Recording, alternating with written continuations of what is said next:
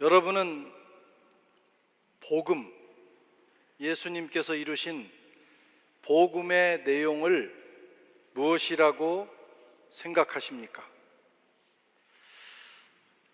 복음을 한마디로 요약하자면 화목해 하시는 하나님의 능력입니다.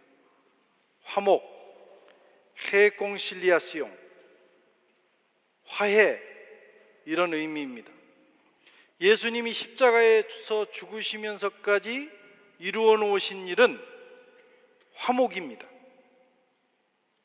주님의 십자가에서 우리는 하나님과 화목하는 길이 열렸습니다. 사람과 사람이 화목하는 길이 열렸고, 사람이 만물과 화목하게 되는 길이 열렸습니다. 그것이 복음입니다. 에베소 2장 16절에 또 십자가로 이 둘을 한 몸으로 하나님과 화목하게 하려 하심이라, 원수된 것을 십자가로 멸하시고. 주님께서 이루어 놓으신 이 화목을 세상에 실현하도록 세워지고 부름받은 조직이 바로 교회입니다. 하나님은 교회를 통해서 십자가의 이 사건이 세상에 적용되도록 계획하셨습니다. 교회와 우리에게 화목하게 하는 직분을 맡기셨다, 그런 뜻입니다. 교회는 하나님과 세상이 이미 화목하게 되는 길이 열렸으므로 그 길로 세상이 나오도록, 사람들이 그 길로 나오도록 소개하고 인도해야 될 사명을 가지고 있습니다.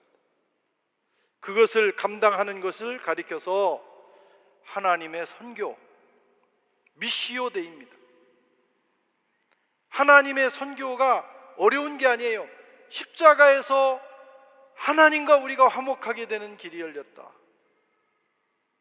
하나님을 등지고 하나님과 원수로 살던 세상에게 이 소식을 전하는 것입니다.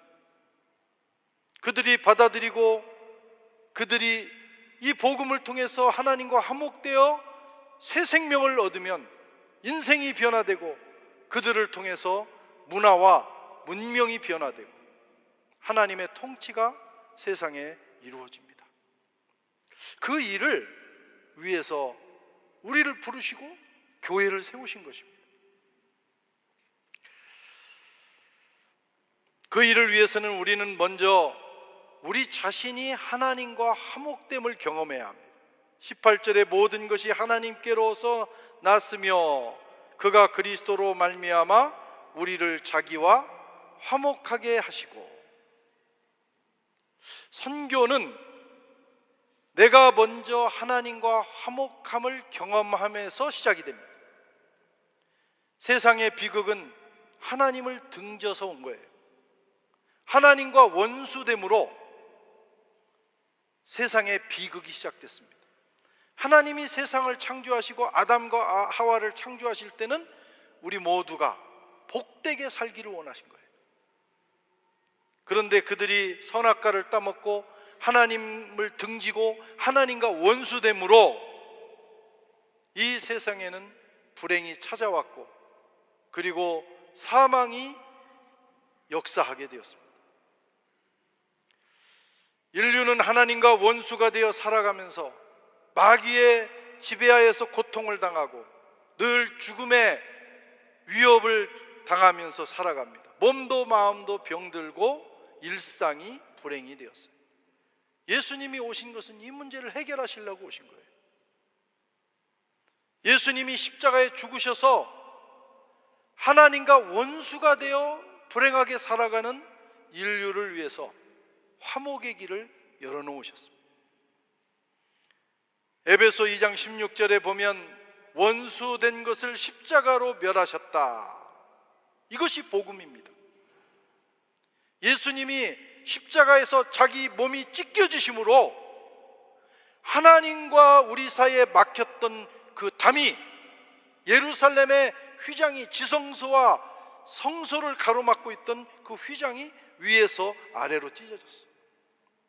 예수님의 몸이 찢김으로 여러분 하나님과 우리 사이에 가로막혔던 휘장이 찢어지고 우리가 하나님께로 나아가는 길이 열리게 된 것입니다. 복음이 뭐냐? 이 세상 사람들에게 복음이 뭐냐?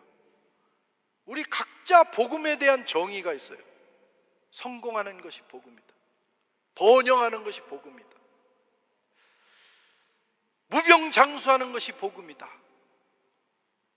어떤 사람들에게는 그것이 복된 소식일 수 있어요. 그러나 정말 본질적인 복된 소식은 하나님과 원수되어 살던 우리에게 하나님과 화목하게 되는 길이 열렸다. 하나님과 화목하면 이 모든 인생의 문제가 해결되기 시작하는 거예요. 거기에 열쇠가 있는 것입니다. 복음은 한마디로 하나님과 우리가 화목하게 되는 길이 활짝 열렸다라고 하는 것입니다. 누구든지 저를 믿는 자마다 멸망치 않고 영생을 얻으리라. 여러분, 그러나 이 길은 인간이 열 수가 없습니다. 모든 것이 하나님께로부터 나는 것입니다. 화목은 사람의 작품이 아닙니다. 사람들은 이 화목, 화평, 평화라고 하는 단어를 좋아해요. 우리에게 결핍되어 있기 때문입니다. 개인에게 또 우리 사회에 가장 필요한 것이 평화예요. 화목이에요. 그런데 그게 없다는 거예요. 그래서 많은 사람들이 자신들의 슬로건을 평화, 화목, 화해로 내세우지만 세상에는 진정한 평화, 진정한 화목은 없어요. 사람이 만들 수 있는 작품이 아닙니다. 흉내는 낼 수 있어요. 진정한 평화는 사람의 노력의 결과, 우리의 도덕적 결심이나 율법적 의무를 통해서 이루어지는 것이 아닙니다. 하나님과 원수되는 일은 우리가 저질렀지만 하나님과 화목하게 되는 길은 하나님이 열어주셔야 되는 거예요. 그 화해, 그것은 하나님의 은혜입니다. 하나님께서 자기 아들을 보내셔서 십자가에 죽게 하심으로 하나님과 원수되게 만들었던 그 죄를 그 거룩한 몸에 뒤집어 씌우시고 그 대가로 십자가에서 죽게 하심으로 우리에게 하나님과 화목하게 되는 길을 열어주신 것입니다. 우리가 하나님을 찾기 전에 하나님은 우리를 찾아오셨습니다. 우리가 하나님께 돌아가기 전에 하나님은 우리에게 먼저 다가오셨어요. 아담과 하와가 죄를 지어 숨어 있었지만 하나님은 그들을 찾아오셨고, 하나님은 아브라함에게 찾아오셨고, 포로된 백성에게 찾아오셨고, 예수 그리스도를 통해서 오늘 저와 여러분에게 찾아오셨습니다. 선교는 이 화해, 하나님과의 화해를 경험한 사람들이 그 놀라운 은혜와 사랑을 이웃에게 흘려보내는 것이 선교입니다. 우리가 사역이 어렵고 선교가 부담스럽고 사람 사랑하기가 어렵고 관계를 회복하기가 어려운 이유가 뭐냐? 이런 일들을 통해서 선교가 이루어지는 것인데 왜 이게 어려운 것인가? 하나님과의 그 화해를, 하나님과의 화목을 깊이 경험하지 못했기 때문입니다. 우리가 이 일을 감당하기 위해서는, 미시오 데이, 하나님의 선교를 감당하기 위해서는 우리는 먼저 하나님의 은혜 속으로 들어가야 합니다. 그게 더 중요해요. 우리가 선교적 교회로 2026년 선포하고 출발을 했어요. 모두 결심을 하고, 야, 금년부터는 우리 교회도 선교하고 나도 선교하고 어린아이부터 어른까지 전부 다 선교해야 되겠다 결심을 하고 움직이기 시작했어요. 어제 우리 리더십 수련회에서도 은혜를 받고 함께 기도하고 이 문제를 가지고 각 부서별로 어떻게 우리가 이 일에 동참할 것인가 하는 많은 내용들을 나누고 또 결심하고 실천 사항들을 나누었습니다. 그런데 우리가 그 전에 먼저 하나님과의 화목, 하나님과의 화해, 하나님과의 관계 회복, 그게 은혜예요. 그 은혜 받는 일을 깊이 하지 않으면 이런 모든 행위가 참 거룩하고 의미 있는 일이지만 그냥 단순한 행위, 단순한 활동에 불과하게 되는 거예요. 이것이 정말 진정한 선교가 되기 위해서는 우리 모두가 먼저 하나님의 은혜를 경험하는 일에, 하나님과의 그 이 화목을 머리에서 발끝까지 내 저 뼛속 깊은 곳까지 경험하는 일에 힘써야 합니다. 은혜 받는 일에 힘써야 되는 거예요. 그것을 경험한 사람이 비로소 이웃에게 이 하나님의 화목을 전할 수 있어요.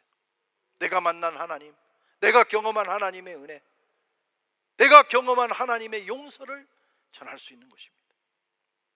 그래서 우리가 선교에 힘쓰기로 결단한 만큼 기도하고 은혜 받는 일에 더 힘써야 될 줄로 믿습니다.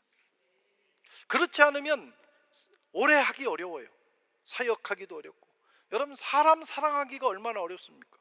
우리는 좋은만 가지고 복음을 전하고 하나님을 얘기하고 아프리카 땅이든지 어디든지 가서 우리 시간 쓰고 재정 쓰고 에너지 쓰고 휴가를 반납하고 그 일에 힘쓰지만 가서 때로는 저항도 경험하고 오해도 받고 쉽지 않은 일이에요. 사람 사랑하기가 어려워요. 선교사들이 가서 그 나라를 사랑하지만, 그 땅은 사랑하지만 그 땅 사람들은 사랑하지 못할 때가 있어요. 사람이 어려운 거예요. 어떻게 사람을 사랑하는 그 선교를 할 수 있을까? 하나님의 이 사랑을 경험해야 돼. 은혜를 깊이 받은 사람만이 그 일을 할 수가 있어요. 하나님이 나를 용서하셨다는 그 사실, 그 은혜가 내 속에 살아있으면 우리는 다른 사람을 사랑할 수 있고, 때로는 용서할 수 없는 사람도 용서하는 경지에까지 가게 되는 것입니다. 선교는 하나님과의 화해를 경험하면서부터 시작되는 거예요. 금년 한 해 그래서 우리 교회는 매주 주일마다 수요기도회, 화요기도회, 또 소그룹 모임이 있을 때마다 이 하나님의 은혜를 경험하는, 하나님의 은혜를 받는 일에 힘쓰는 한 해가 되기를 바랍니다. 두 번째로 오늘 본문은 하나님께서 우리에게 화목하게 하는 직분을 주셨다고 말합니다. 사도 바울의 고백입니다. 또 우리에게 화목하게 하는 직분을 주셨으니 우리에게 화목하게 하는 말씀을 부탁하셨느니라. 화목하게 하는 일은 모든 그리스도인들이 감당해야 될 보편적 사명이에요. 우리가 교회에서 또 세상에서 각자가 맡은 여러 가지 사명들이 있지만 이 화목하게 하는 이 사명은 우리가 어떤 일을 하든지 모든 사람이 고르게 감당해야 되는 보편적 사명입니다. 그리스도인이 가는 곳에는 화목의 역사가 일어나야 돼. 하나님과 화목하는 역사가 일어나고, 또 갈등과 아픔이 있는 공동체에 가면 저와 여러분이 가는 곳마다 사람들 사이에 화목이 일어나야 돼. 그리고 더 나아가서는 우리 그리스도인과 세상 만물이 화목해야 됩니다.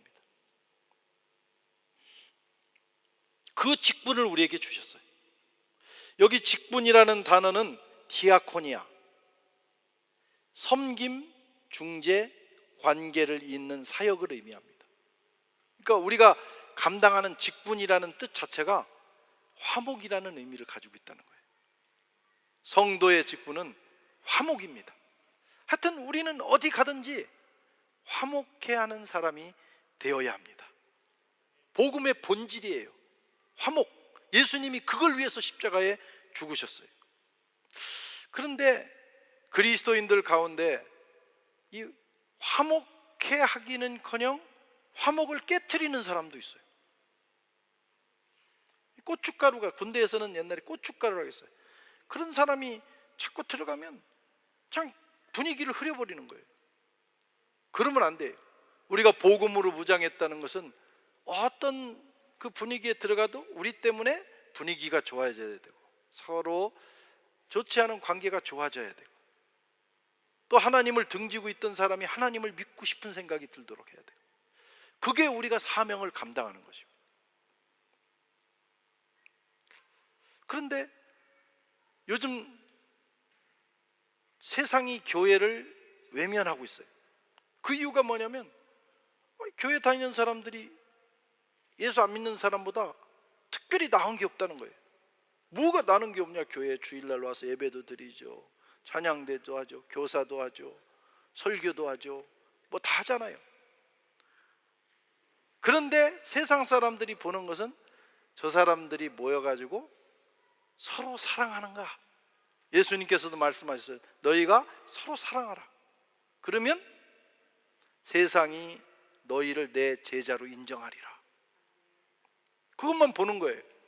서로 사랑한다는 게 뭐예요?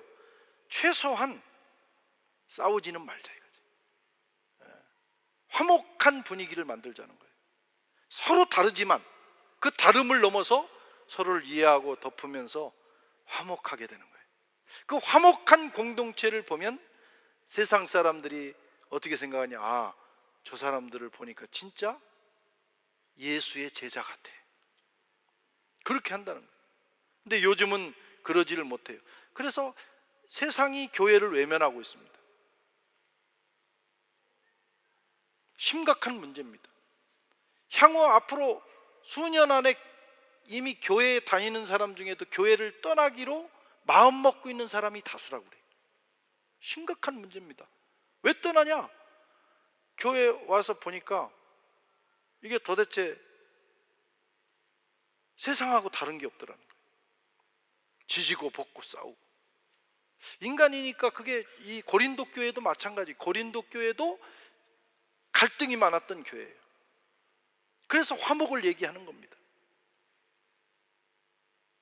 진정한 교회 공동체는 그런 갈등의 요소가 있음에도 불구하고 서로 덮고 사랑하고 화목한 분위기를 가야 돼요. 왜? 우리가 먼저 하나님과 화목한 그 복음을 경험했으니까. 이웃과도 화목해야 합니다. 바라기는 우리 교회는 그런 교회가 되기를 바랍니다.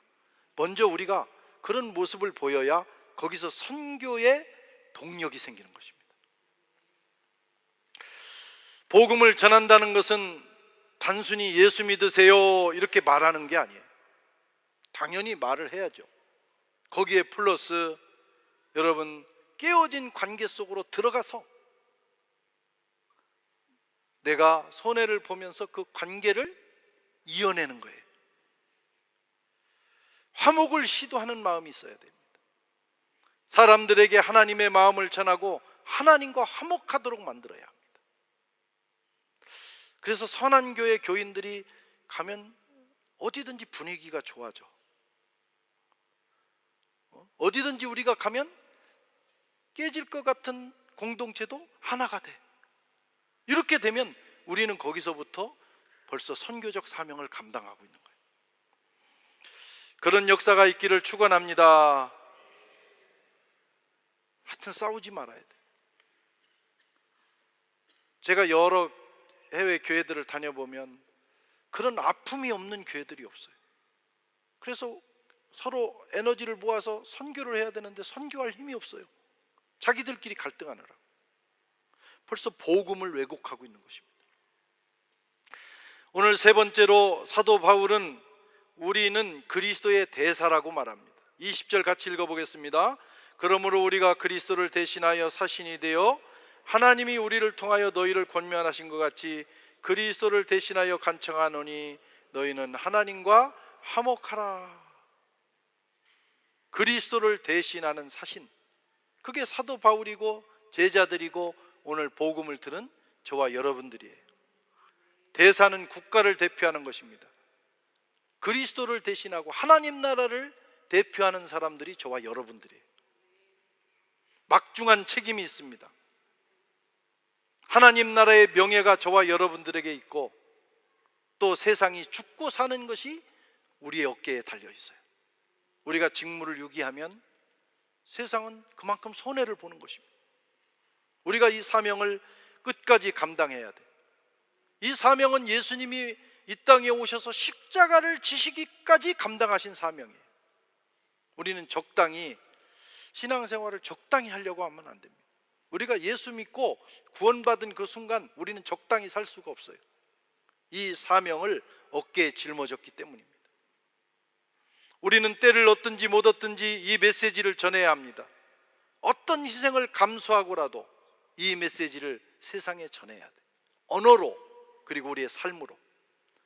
하나님과 화목하는 길이 열렸다. 이제 하나님과 화목하십시오. 그것만이 당신들이 사는 길입니다. 이것을 우리가 부지런히 전해야 합니다. 아마 지난 가을부터 우리는 미시오데이, 선교라고 하는 그 하나님의 선교라는 말이 귀에 딱지가 되도록 들었습니다. 아마 어떤 분은 미시오데이가 그냥 꿈에서도 나타날 정도로 계속 지금 몇 개월, 한 6개월째 듣고 있는 거예요. 그만큼 중요한 일입니다.